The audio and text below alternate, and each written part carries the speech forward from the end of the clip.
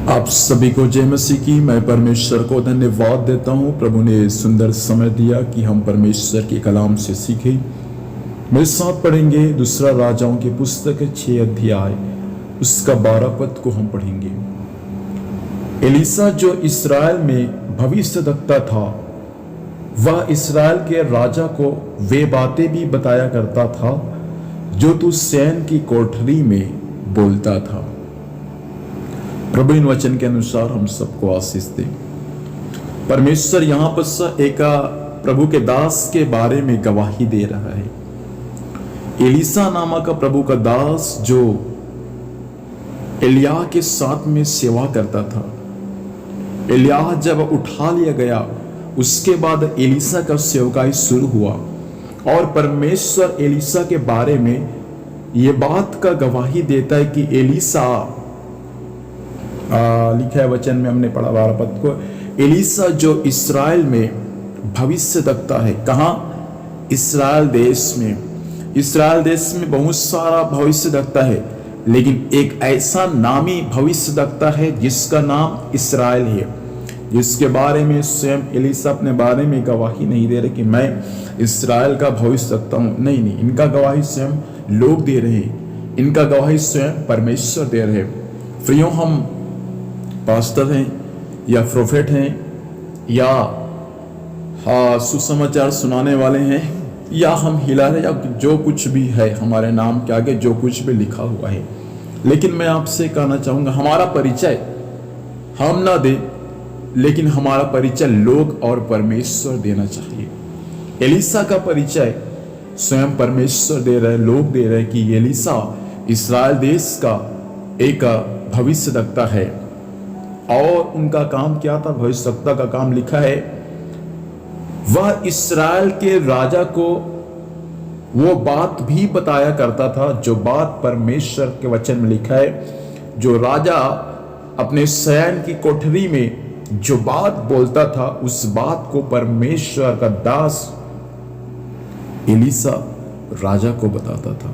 इसका मतलब क्या है? राजा भी अपने शयन कोठरी में जो बात बोलता था, उस बात को परमेश्वर का आत्मा एलीसा को बताता था। आपको मालूम है, एलीसा के जीवन के बारे में जब आप सीखेंगे प्रियो, तो आपको बहुत कुछ सीखने को मिलेगा और आपको बहुत कुछ प्रभु में आगे बढ़ने के लिए भी आपको प्रोत्साहित मिलेगा।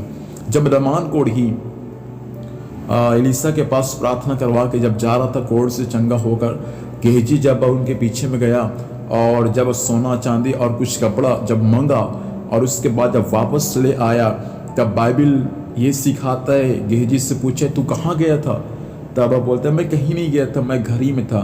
तब प्रभु का दास जो प्रार्थना में समय बिताता है, वो कहता है जब तू नमान के रथ के पीछे पीछे जब तू जा रहा था और जब से नमान पीछे मुड़कर जब से तुझको देखा, तब से लेकर सब बात मुझको मालूम है। सोचिए कितना सामर्थी था एलीसा। संगत का असर प्रियो आज भी रहता है। गलत व्यक्तियों के साथ संगत ना करें, ऐसे गलत अभिषिक्तों के साथ संगत ना करें, लेकिन प्रभु चाहते हैं कि ऐसे सही अभिषिक्तों के साथ, भविष्यद्वक्ताओं के साथ, पास्टरों के साथ संगति करें, ताकि आपका जीवन भी आशीषों से भर जाए। देश में जो कुछ भी बातें होंगी उनको परमेश्वर बंद कमरों में आपको बताएगा।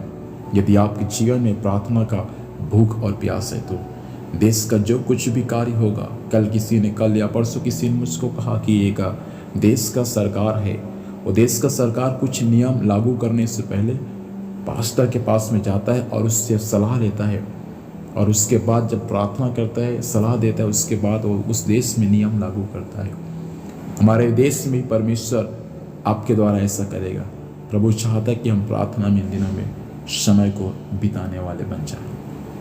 आइए प्रार्थना करेंगे। प्रभु जी, धन्यवाद देते इस वचन के लिए पिता, सहायता कर इस वचन के अनुसार प्रिय भाई बहन, माता पिता, प्रभु जी एलीसा के समान प्रार्थना करने वाले बन जाए प्रभु, ताकि आपका आत्मा उनको सब बातें खुलकर बताने पाए प्रभु, ताकि उनका जीवन बहुतों के लिए भी आशीष का कारण बनने पाए। धन्यवाद, आपने ऐसा किया आज के दिन भर संभालना प्रभु, और आपकी दया दृष्टि सभी पर होने पर यीशु के नाम से मांगते हैं, आमीन। प्रभु हमें आशीष दे। आप सभी को जय मसीह की। Praise the Lord.